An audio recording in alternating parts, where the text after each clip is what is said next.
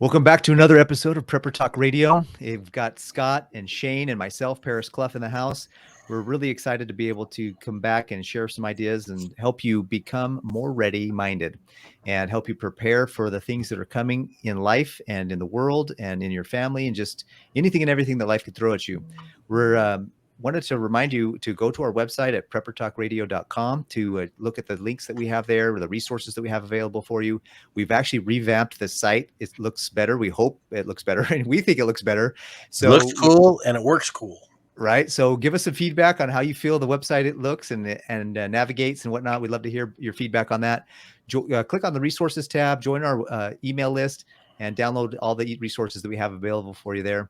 Also, remember to go to our Facebook page, like the page, and then under the more, click on that and go to groups, and then join our group and on Facebook and get in and be interactive with us. We're on there regularly, answering questions and just chatting with people who are like-minded, and it's really exciting to kind of have a community there that's really moving in the right direction. This episode is brought to you by the Ready Summit. Actually, the Ready Summit had its inaugural Ready Summit this last month of July. It was awesome. They had an introductory price, and then we had a Prepper Talk code to be able to get 10% off that. The price, unfortunately, has gone up, but it's still down. Right now, there's another promotion going on.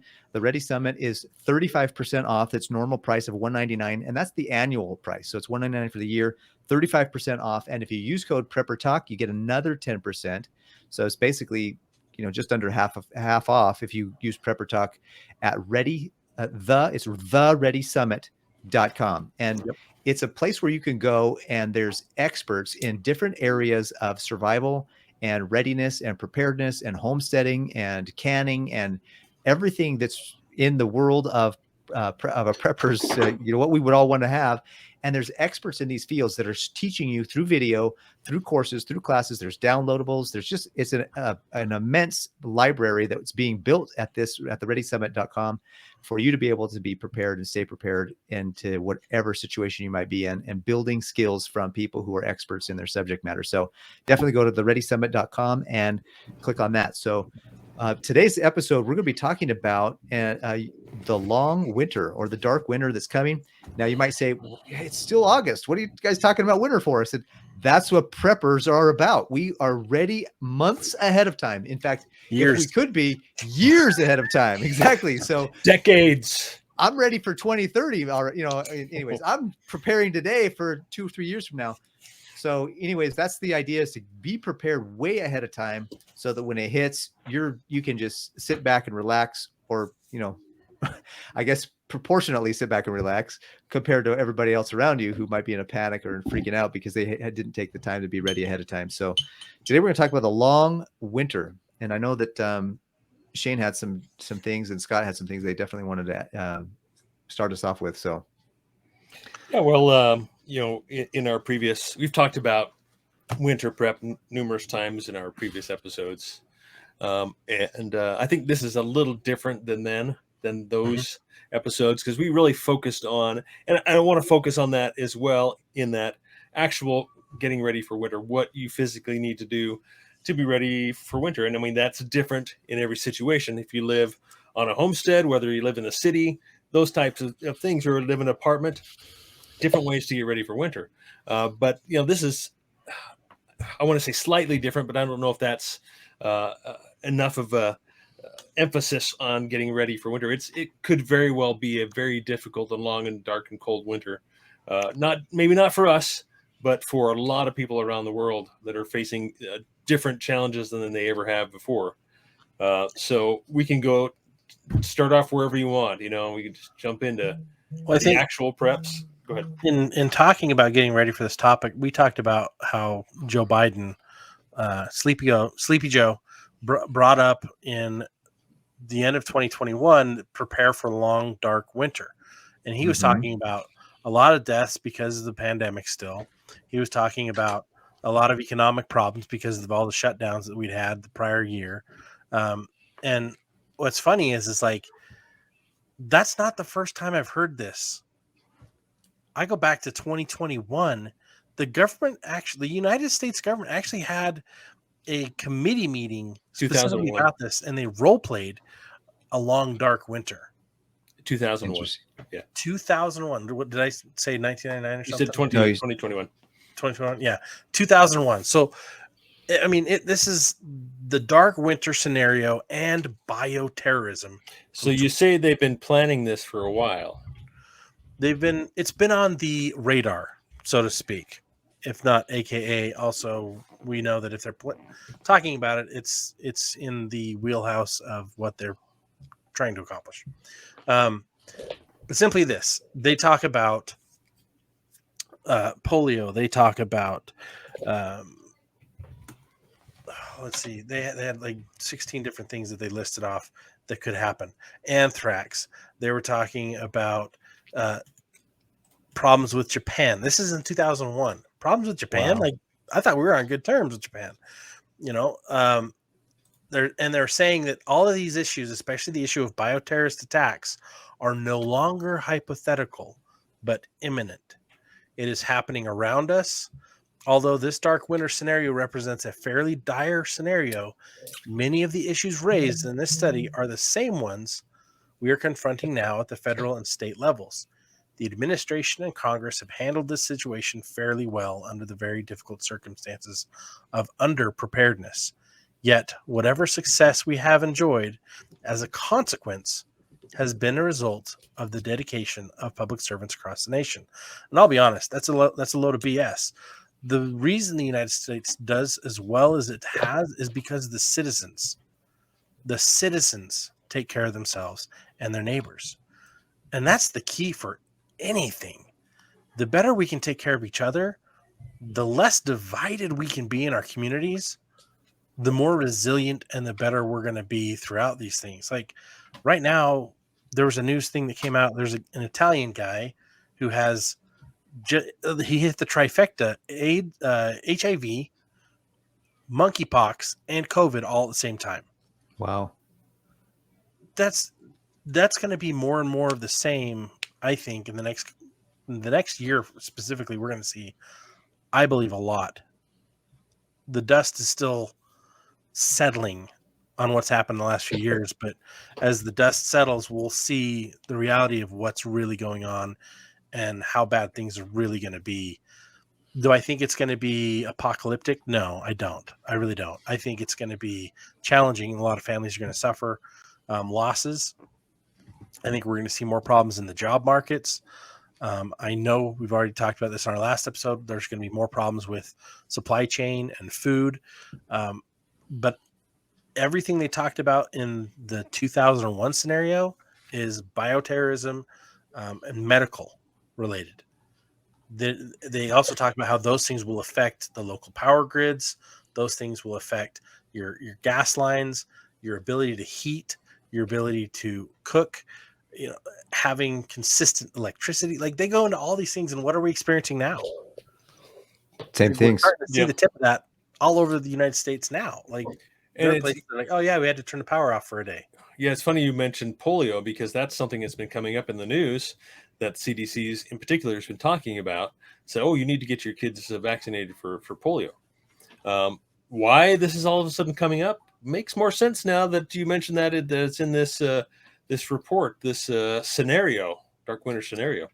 And I'm going to look closer through this now that you sent that to me there, Scott. So, but I mean, we know that they go through their scenarios before things actually happen. I mean, and I don't want to mention things on here, so we'll get. They had this one guy I listened to calls it the cerveza virus. Yeah, cerveza sickness. Yeah, the cerveza sickness, and the beer Corona. Yeah, right. Yeah, absolutely. And he's talking about. I just saw a meme the other day. Says we made it through, and then it was like with 230% higher heart rate, heart problems, with 340% women losing their babies, with 430% more, multiple sclerosis, and all these other statistics that had huge spikes. And you're like, yeah, 279% of miscarriages, 487% spike in breast cancer, 551% spike in Guillain-Barré syndrome, 269% spike in myocardial infarction, heart attack, essentially. 468% spike in pulmonary embolism, 291% spike in Bell's palsy, 437% spike in ovarian dysfunction, and 680% spike in MS. I've got a Multiple good friend who got Bell's palsy this last year, and it's taken him a year and a surgery to recover. It is no joke. Like, and I was wrong in the article. I said polio. It wasn't polio. It was smallpox. Smallpox. Okay, Yeah. I did see that. So through here. there, we have situations where there are going to be a lot of suffering for a lot of people. The better we can eat, the better we can put good nutrients, quality nutrients in our bodies, so that our bodies aren't deficient. The better we're going to withstand everything and anything that's coming our way.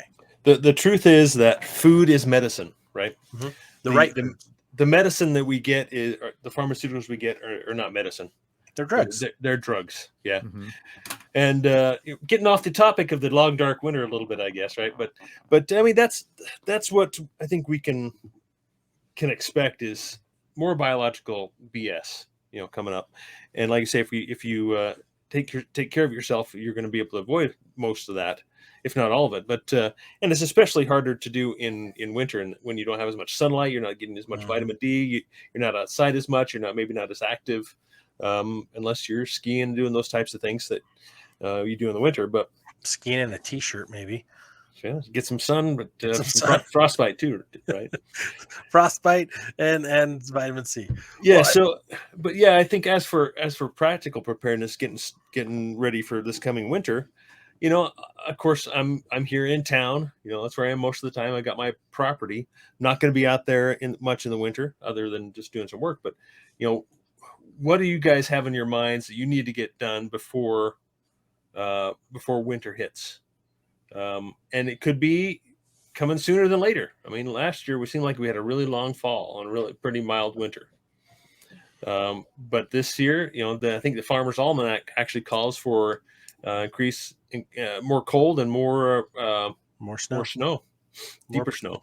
Yeah. I'm personally, I need to do some things around the property to better prepare for it. Number one, I need to fix some grading issues because we had a rainstorm that it actually got into our basement, came up underneath the foundation. So I got to fix that. I've also got to go through and I'm going to build 3 heating panels this year. For those of you who haven't seen them, I'm going to do an actual DIY video when I do them, and I'll post them up on our YouTube channel. But it basically, you're taking and creating an airflow where it's pulling the air off the floor of your house. It runs it through a box like a sun oven, and then pushes that air back into your house with a small fan, like a fan from a computer-sized fan, right? I want to build 3 of those to put on my back decks because my house faces east, but I face the mountain, and I'm in the shade of the mountain until about 11 in the morning anyways. So I'm like, anything in my backyard is going to provide heat late into the evening. When the sun goes down at 5 o'clock, 5:30, 6 o'clock, I can pull in that heat and draw that heat. So it'll lower my bills, but it'll also, if there is a power outage, it's not going to crush us. It's not going to destroy us. And we can go to the area of the house where we can keep it the warmest and the safest. So you don't have to worry about those things. But I've got my space heaters. I've got my propane. I've got my generator. Those are other things as well. But it's like, these are some projects I want to have just in case. Fun DIY project, but just in case things go awry. Yeah, and I used to see those types of panels on the roofs of older homes. I don't know if you remember those things. They look like a big solar panel, but they weren't a solar panel. They're a solar thermal panel. And yeah, they would be black, and they'd have plexiglass over the top, and they would heat up the air within the box, and then you would exchange that into the house. Yep. Just have air flow through it, so it's like a heater. So yeah, I think that's a great idea. I need to build one of those or put it out in my backyard. That's a good idea. We could do a video together. Get us all together. We can each make our own box. Yeah, that'd be cool. So yeah, you were saying you got your propane heaters and such. So I think that's smart now to go and get your fuel, right? If you're waiting until it's getting cold, I need to go get propane, or it's getting cold, I need to go get some wood for my wood stove. At that point, it's going to be more expensive and probably harder to get. So might as well stock up on it now. Get even get some coal. If you've got a wood burning stove, you can burn coal in there as well. And so that's my plan for the property. Is I've got that old house up there. I got that all cleaned out, and I'm going to put load that up with firewood. So Nice. That's one of my big steps to try and get done before the snow flies. And get stocked up with firewood. That's a good idea. And charcoal too. Like we're not a sponsor. They're not whatever it is. We're not an affiliate, but Kingston charcoal, or even whatever cheap the store brand charcoal. That's good to have as a storage. I used to have 6 or 7 bags of that, and it just reminded me that I ended up selling those before I moved to Utah, and I haven't bought them again. So I'm need to get some Dutch ovens, because you can do Dutch oven cooking. If you have a fireplace, I've got 2 fireplaces. I can Dutch oven cook in my fireplaces. That's awesome. Throw some charcoal in there, and I can do some nice breakfast skillet stuff, and I can also do a nice big potato filled, just dripping with very, very little meat stew for the rest of the day, right? Or you can do oatmeal. Like, you can do so many different things, and then just keep it warm on that pot. Families, it's funny, like 70, 80 years ago, families stopped doing this one thing, and that was cooking a meal on Sundays that they would add to on a daily to feed their family all week. My grandma told me stories of how she stopped doing that when her kids started being born. And my dad's 70s. So 70, 80 years ago is when she stopped doing that. She grew up where they would have this nice big roast dinner on Sundays, and they'd cook it, and then whatever wasn't eaten, they'd throw into a pot, and they'd add to it every day, and they would eat out of that pot for 3 or 4 days. And they just keep it on the fire, warm at temperature all night and all day. And that's just how they lived. I'm like, wait, what? She also had an outhouse. So that goes to tell you where her lifestyle was. And they'd actually have a toilet seat that they would keep in the house where it was warm all winter long. And they'd run out to the outhouse and sit on the toilet seat and hold it in their arms, run it out, set it down, sit on it, and hope that they wouldn't be out there long enough that it'd freeze to their tushies. And then they'd run back in with it and wipe it down and hang it on the wall or whatever for the next person. But it's like, that to me was like, wait, what? That was her childhood. She had indoor plumbing when she moved out and stuff, and her parents finally got it, but that's not that long ago. That's true.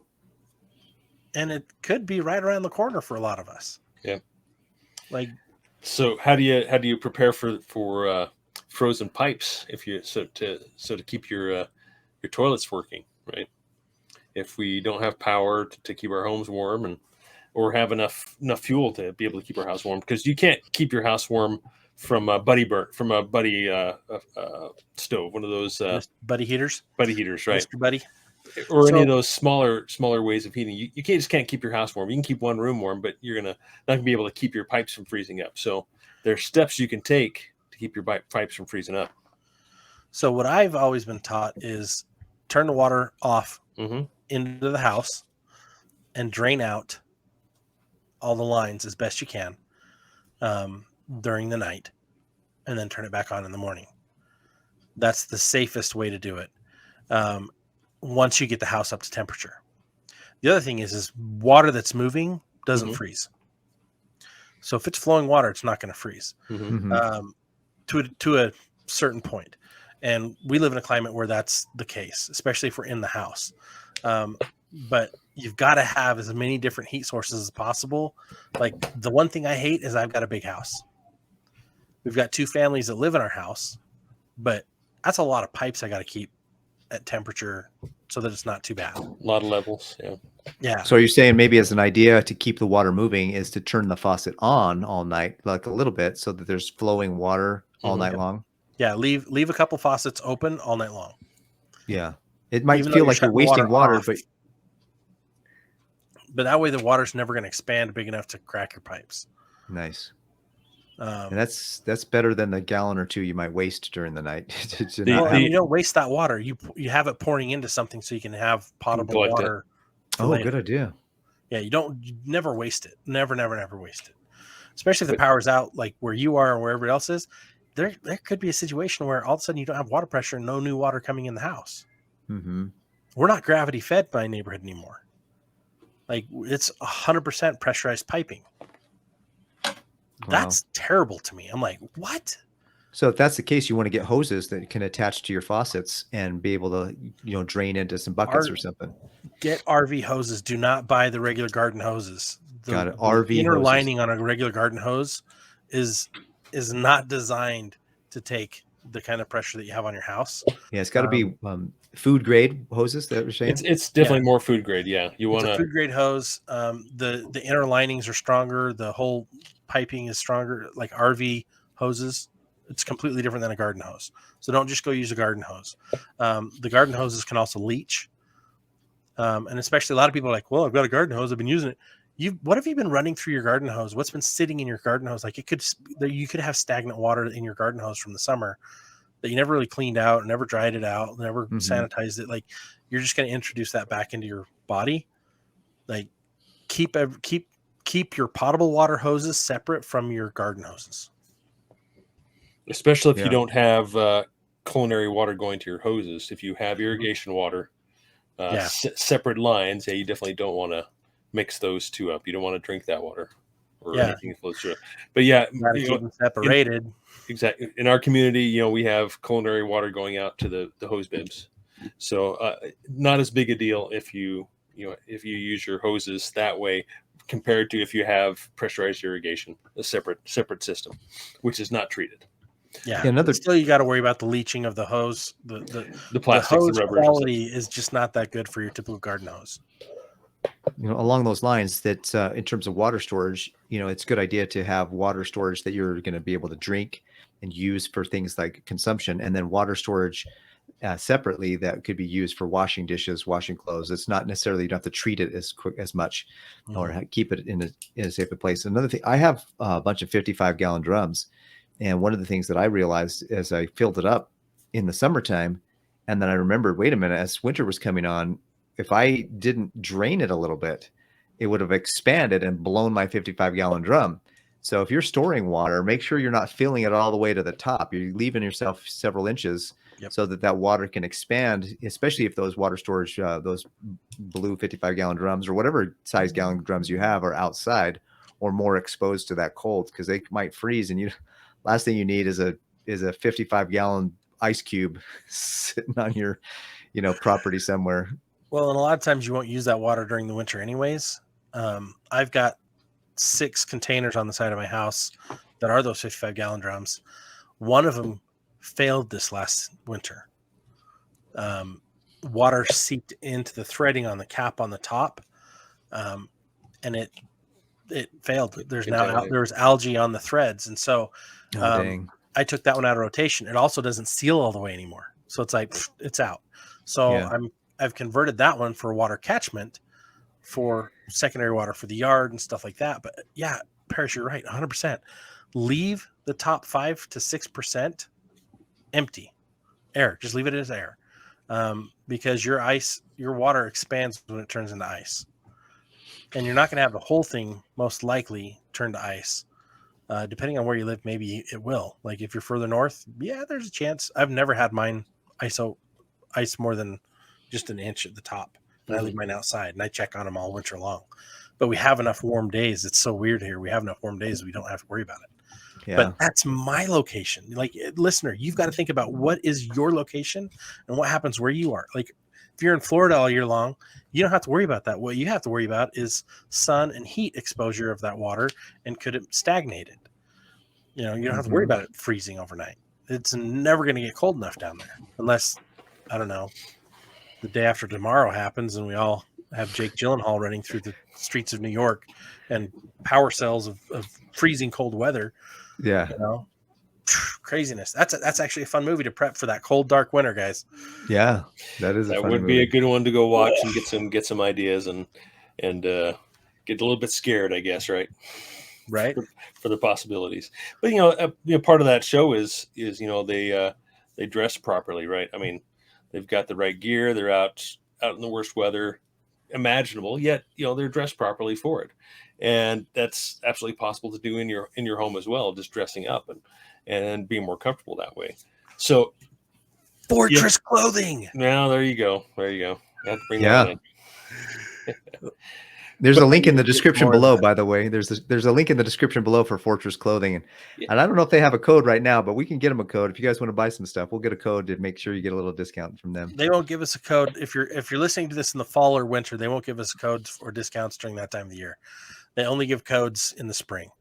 So you should have bought in March and April and May when we had discounts. Well, keep in mind, you can stay plenty warm in 40, 50 degrees. If your home's 40, 50 degrees, it's not frozen yet. Your pipes aren't freezing in 40 degrees, and you can stay relatively comfortable if you're dressed properly. So I would say don't freak out too much if the temperatures start to go down. You just have to be prepared with the right clothing, the right bedding. You got to be able to sleep warm at night, and then know what to do with your water and how to keep that from freezing, and have enough to boil some water during the day and give you some comfort that way. So you'll have some hot chocolate or your comfort drinks that way. Well, make sure you know how to go around and relight every pilot light in your house. Your heater, your water heaters. Most of them are running off gas anyway, so make sure you know how to light those pilot lights. Because if there is a power outage, sometimes those will kick off, and you got to go around and relight everything. Yep. Even though they're gas, once the power could be completely off, but the gas is still pumping into your house. So at least keep that out, because that'll keep some of the water and some of the temperatures in the house at a reasonable level, right? Mm-hmm. Yeah. Now, of course, the best way to prepare, in my opinion, is to have a fireplace or wood burning stove, right? And not all of us have those. I have a gas stove. I have, I guess, more long-term plans. They've kind of switched over to my other property where all my wood burning stoves have gone out there. But the plan is to swap this gas insert out for an actual wood burning stove, and then stock up on wood. However, if we lose power, my gas stove is still going to work. Yeah. Yes, it does have an igniter, but it doesn't require electricity.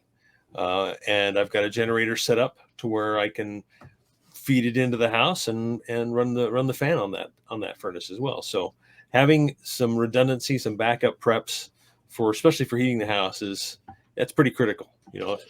It's awfully nice for the kids and the wife to be at least somewhat comfortable, not just cold all the time and miserable, right? That goes to your hygiene questions. Mm-hmm. How do you keep enough hot water on hand to be able to do a bath for the kids? Mm-hmm. Right?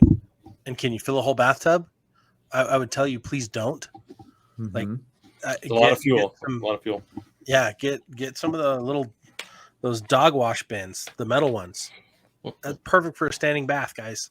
Like, you don't need a whole lot of hot water, and if you've got a stove in the house, like a fire stove, wrap that sucker in copper piping and put a water reservoir at the bottom of that or at the top of that, so that you can heat water as it comes through, and wrap it around the flue. And I've seen so many cool cabins that have that set up, and I'm like, that is brilliant. But if you're going to do that, start working on it now so that you're not trying to do it last minute, right? Yep. That does work really well, even on a portable level as well. Put it out over a campfire as well. But I would love to have a cabin and have all that set up and just be like, peace out, city. I'm going to go. If we're going to freeze this winter, I'm going to my cabin, and I got all the cool stuff in my cabin. But I'd like to have it at my house too. And I'd like to just live in a cabin full time and just be pieced out. And then I'm also thinking of what's that wood stove that with the water, you boil the water, has the water pot over the top of it. You're talking. They were at the Be Prepared Expo. Yeah, and they were at PrepperCon all the time as well. I don't have one of those yet. What are those? Yeah, they changed their name. Did they? That. I'm trying to think of what that's called now. Kelly Kettle. Kelly Kettle is what I'm referring to. Are you talking about? I'm talking about I've got a Kelly Kettle. I thought you were talking about like the wood burning stove that has the water coils on top. Oh, okay. Yeah, They no, were Kelly at, kettle that you can boil water really quickly with that, with just some twigs from your backyard. So that's a great prep to have. Or these solar. You see I have a these solar one. well, yeah, these ones that pop up all the time that you can heat water with just out in the sun. Solar thermos. Yeah. Yeah. You So put you can some water in go there. to Lowe's and get a Caribou 1-burner wood manual stove for $150. And it has a kit you can put on it that'll actually boil, like it hangs on the side that you can have hot water in there all the time. Yeah, I've seen those. But you have to have a flue conversion kit to get it out of your house. Mm-hmm.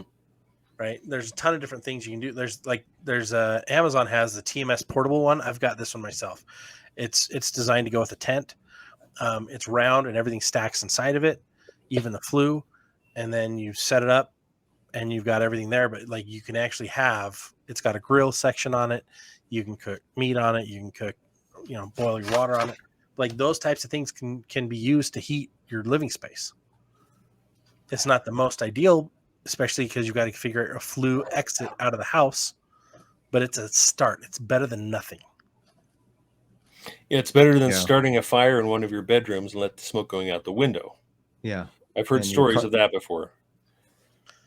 And then catching fire on the walls or something because you didn't have it in a container that was appropriate. Here's something I've heard a lot about lately too, is that what is it? 20% of all households, is it 20%, are behind on their electric bills. Whoa, really? You heard that latest statistic that's come out?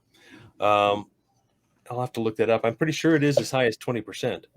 That it's like $60 billion, something like that, of back electrical bills that are past due right now.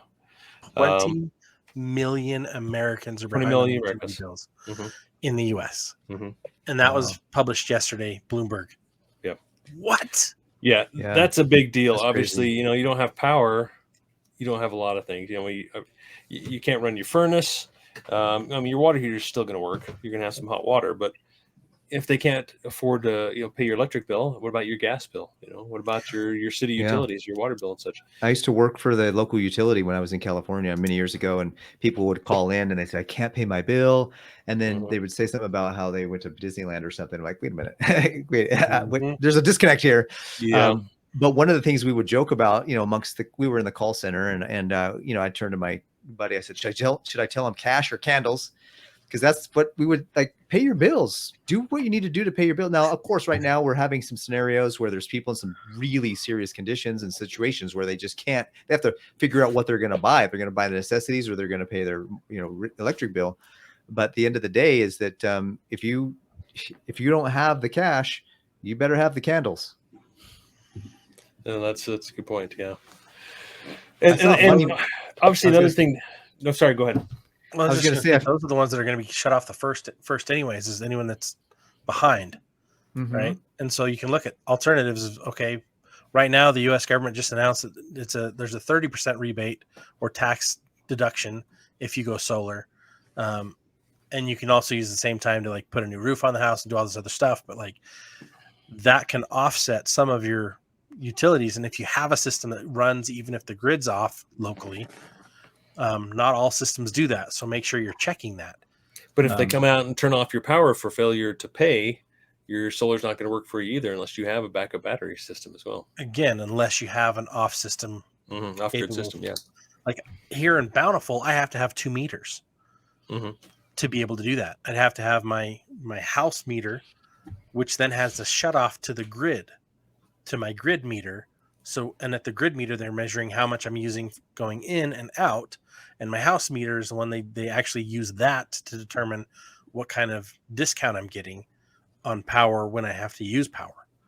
And I'm like, it's weird the way they've got it set up. I'm like, dude, I just want someone to come in and put an off switch. So I can just be like, goodbye, city. Yep. Hello. Oh, 100% me, right? That's a solution you can put in. But you also have to remember, not everywhere gets enough sun to make solar make sense. And also, during the winter, you get less sun. And so, will it cover everything you need? It might be that you just have to put some panels out to keep a few things running and keep the heater going. Yeah. And another thing to consider, especially is if you look in the news around the world, there's different with all these power plants that have been shut down and changed, it's like we've got a crisis of power and electricity. And yet I saw a meme the other day. It was kind of funny. It says like, so the government's telling us about all these crises of energy and crisis of electricity and power in different countries around the world. In fact, Germany is headed into a serious situation because they shut down so many of their power plants. They're asking people to do things that are like, wait, what? This is third world country stuff. And this is, I mean, so anyways, it's funny that they're saying we're going to have this crunch in electricity, but go buy an electric car. Yep. Wait, what? Like, how does that make any sense? You can't ship everything here to build them all, so you're behind on those, and you can't power it, so you're not going anywhere. Like, that to me sounds like just the dumbest solution. Especially with the price of fuel, you know, instead of paying $5 a gallon, just go buy a $60,000 electric vehicle, you know? Yeah. It's not like $60,000 could last just several years of gas. You know, it makes no sense whatsoever. And then less plug of it an in. environmental impact. Yeah, and then plug it in and have a huge drain on the grid. That's even that they're everybody's. You know, when I say everybody, I mean like the government. You know, right? They're saying it is already stressed. It's like, why are you asking us to put more of a stress on this grid that you're already saying is stressed out by this whole idea? There's always some. I just get this feeling of ulterior motives and nefarious designs of like you said. Yeah. I don't know if it was this one or last one, but you mentioned Gru and his minions. Like, if you were going to take over the world, these are the things you would do, you know? Sadly, I would totally do those things if I were a bad guy. Only with my kids, we draw the little like mustache on the finger, and we'll go around sometimes. I'm a bad guy, and I'm like, but I already have a mustache, so it's like, what's the point? I have a beard too, but you know, the bad guy could be anything that disrupts your current state of life. It doesn't have to be a government. It doesn't have to be some foreign entity. It could be loss of a job. I mean, there's so many households are so volatile right now because they're down to one income instead of the two incomes that they need, or they're down to one car instead of two. Like, they're down to, you know, maybe they're one of the 20 million families that's behind. There's so many little things. You get a cold and you're knocked out of work for a while, your income goes down and you can't afford things. So that's why preparedness makes so much sense, because any of those unexpected occurrences, the little speed bumps of life, could derail your train for a long time. And we don't want you derailed. We want you staying on top of things. We want you in a comfortable position, as comfortable as possible through whatever comes down the pipe. Like, expect the unexpected and you won't be surprised. And that's it's like you know, in our ancestors, they all summer long, what they were really doing is just preparing for winter. You know, they're growing their crops so they can eat in the summer, so that they can preserve their foods for the coming winter. So it's really, summer was an entire exercise to get ready for the coming winter. So I guess that's really what I'm just trying to point out in our conversation here is think about what's coming up, the cold winter, what potential issues there might be, and just start to get ready for them now. You know, start putting away food and you know, even think about, you know, greenhouses and, you know, those types of things where you can extend growing seasons and such, and just be able to be more resilient throughout the winter. And that's the hardest thing to do. I mean, and canning your extra crops, you know, exactly, so that they're there and available to you. You know, you might say, well, you know, I got to throw this away. No, you don't. Put it, you know, can it, and then just preserve it, and it'll last you another 6 months, a year, 5 years in some cases, or many years. So there's a lot of things that you can do to be ready for the long, dark winter. Any final thoughts, guys? We want to wrap this up and get going on the next. I think we've had a great conversation. I think this has really been beneficial and edifying. Absolutely. So let's wrap this up then, guys. Thanks so much for listening in for the last 40 minutes with us and talking about the long, dark winter, whether it's something that's going on politically, whether it's going on economically, whether the health of the nation is in, you know, the individuals that we know and are talking about.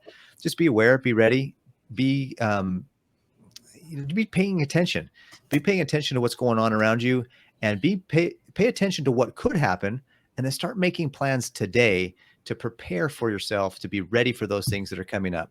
That's the whole point of what we're trying to do is help you ahead of time, so that when the time for decision has come, you've already prepared. You're already there. You're already in a position where you can weather the storm and you don't have to freak out about it. So we want to help make sure that you are ready-minded, that you are getting prepared, that you're staying prepared, and that you're in the best position you can be when life's crazy stuff hits.